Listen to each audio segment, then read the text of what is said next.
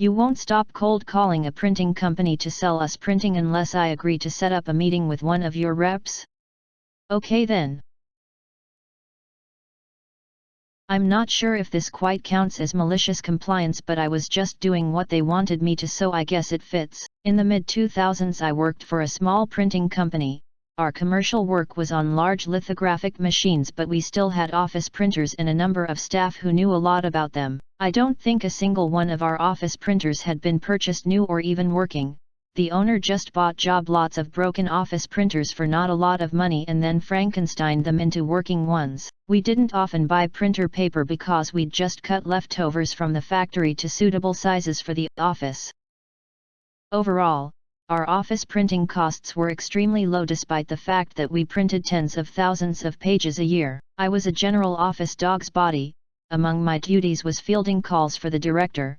He would never take calls from cold callers and I was allowed to describe myself as whatever job title they wanted to hear to deal with them. An office printing management service had got our number. They were offering a completely managed service where they loaned the machines, supplied the consumables, took care of everything, and you just paid per print. Great for some companies, expensive and unnecessary for us. When they first started ringing I kept telling them, sorry, we aren't interested. Please remove us from your list, or we're a printing company, we don't need managed printing services, please take us off your list.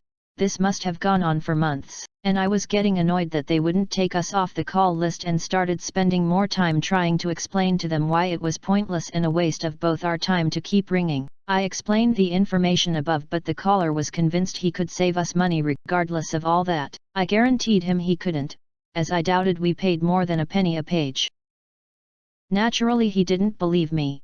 As far as he was concerned, if I was answering the phone, I was the office junior, no one important answers the phone, who had no idea how much printing actually cost, and just too stubborn and / or stupid to put him through to someone that mattered, and if he persisted eventually, he'd get through to the right person who would reward him with a juicy contract. This same conversation was had at least once a week for the next month or two.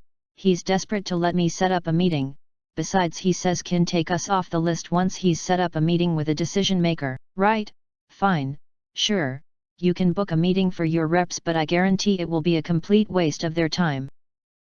I scheduled them a meeting with the office manager, me, on a Friday afternoon when I'm the only one in the office, so I won't be too busy and it'll be a diversion. The reps arrive, I show them into the office.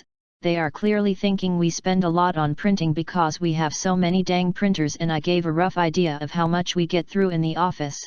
They give me their enthusiastic spiel about all the advantages, focusing on the costs. They want to sit down with the figures and see what they can save us. Do I know what we spend at the moment? Paraphrased conversation. Me, not completely sure.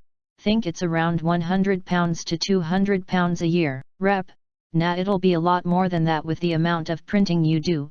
Is that just the paper? Me, no, that's just ink and toner. Rep, looks skeptical. Well, there's the paper too. Me, to be honest, we mostly cut down leftover paper from the factory, or sometimes suppliers give us a few cases for free. Rep, okay, right.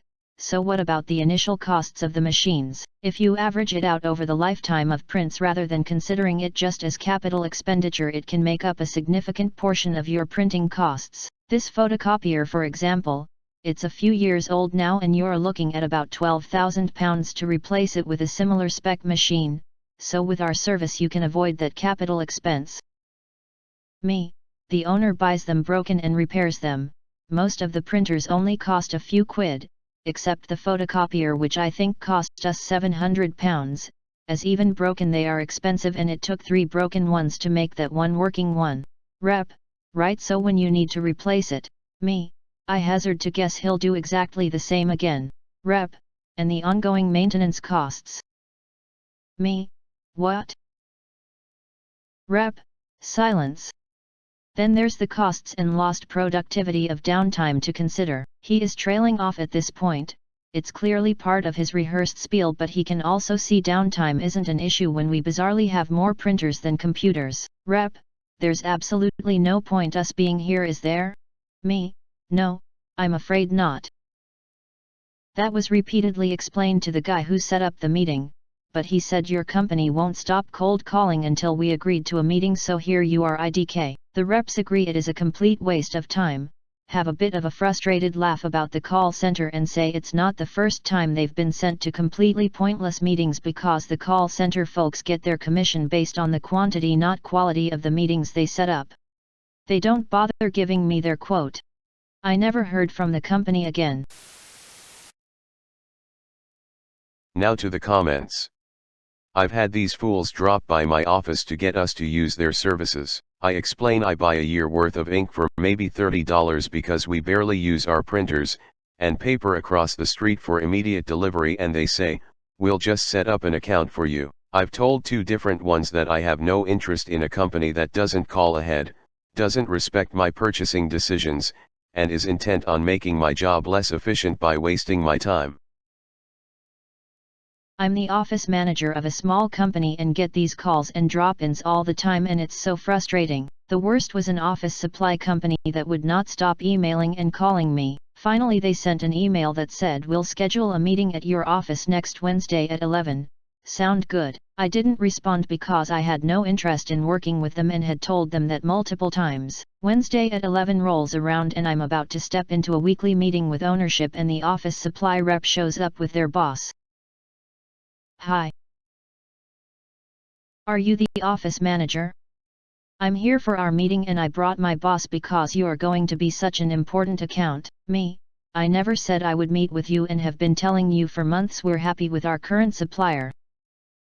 Besides that, you didn't even call me to confirm or send a meeting reminder, which is highly unprofessional, and then you just showed up here. I have a business meeting every week at this time and would never have agreed to this day and time anyway. Please, finally, take us off your list. Her boss looked pissed and she looked embarrassed. I kind of felt bad because I get that you have to be relentless in sales.